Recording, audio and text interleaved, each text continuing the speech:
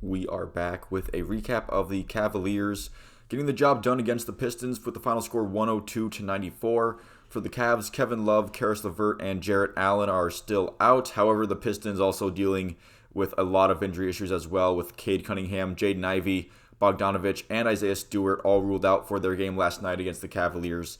So the Cavs were shooting pretty bad early. They were 1 for 10 to start.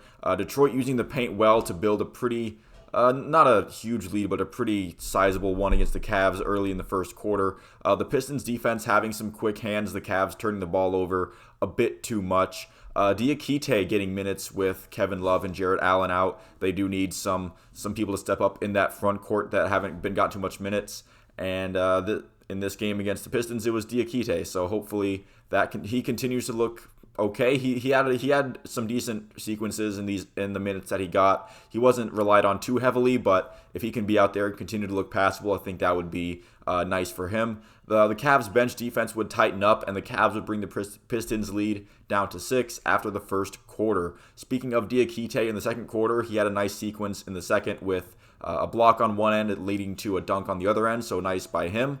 The Pistons would extend their lead again, but the Cavs D would respond well, and Cleveland would eventually close the gap to be only down by 5 heading into halftime. I feel like at the start of the third quarter, for both teams, with a really solid start defensively in the third quarter.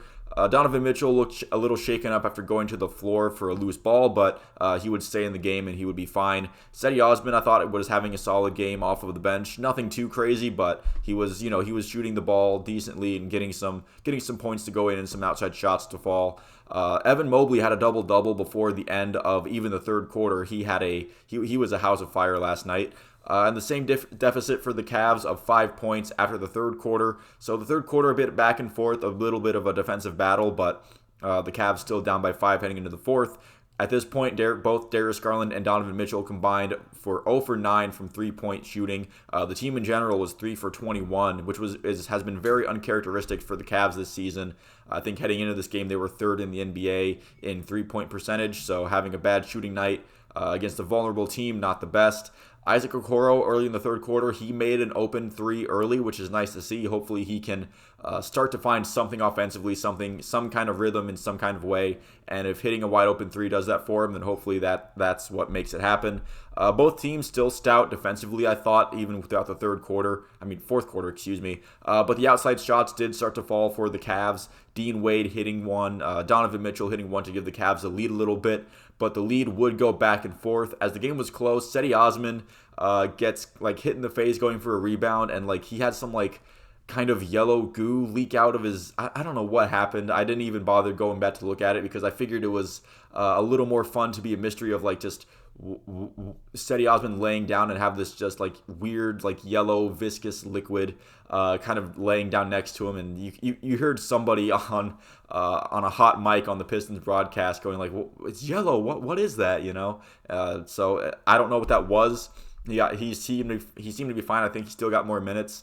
I don't think it caused a major injury or anything. He just kind of got hit in the face with a little bump and a bruise and get back in there, but it was really weird to see him laying on the floor with just some unexplained yellow liquid right next to him. So I'm sure that was really fun for the cleanup crew in Detroit. Donovan Mitchell hitting a 3 with the Cavs up 2. That would prove to be what the dagger shot. There was still a little bit of time for the Pistons to come back, but the Cavs defense holding firm in the last minute or so of the game was pretty much just garbage time.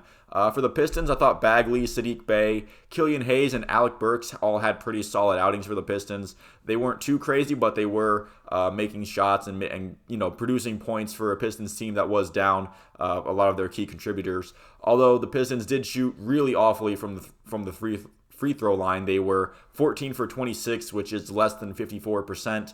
And when you consider how close this game was for the majority of the game, if the Pistons even have an okay shooting night at the free throw line, maybe the game turns out differently. Maybe they're able to grab a little bit more momentum and ride with that. Who knows? I didn't think either team shot the ball that well in general, but again, I do think that is a product of both teams having really solid defensive games. They were closing out on outside shots. They were not a whole lot of wide open shots that were, that were just easy buckets for either team. I feel like the defenses on both sides were solid. Donovan Mitchell had really good volume stats, but he didn't really shoot the ball all that well if you look at the numbers. But he did make the free throws that he was getting. He did draw a lot of whistles, so that's how he ends up with the 32 points. Just he has the green light to keep shooting because he's shown with his Cavaliers team that he will make good on that, shooting the ball over and over again eventually. It didn't really happen a whole lot in the game against the Pistons, but again,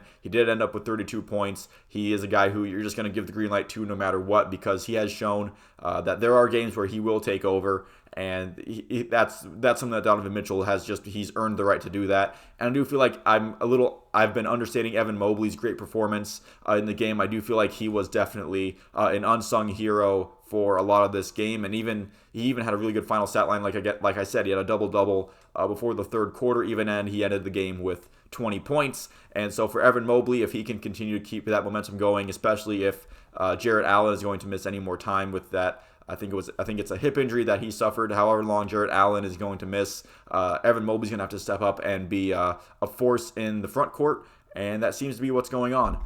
So hopefully that the Cavs can take this momentum that they get from a win, even if it was a little sloppy against a depleted team that's suffering through injuries right now. Hopefully that's momentum that they can use to carry into this game tonight against the Raptors. So thank you all for watching. If you made it this far, please feel free to leave a like and a subscribe. If you enjoyed the video and you would like to see more like it, let me know if you have any thoughts down in the comments below, and I will see you at the next one.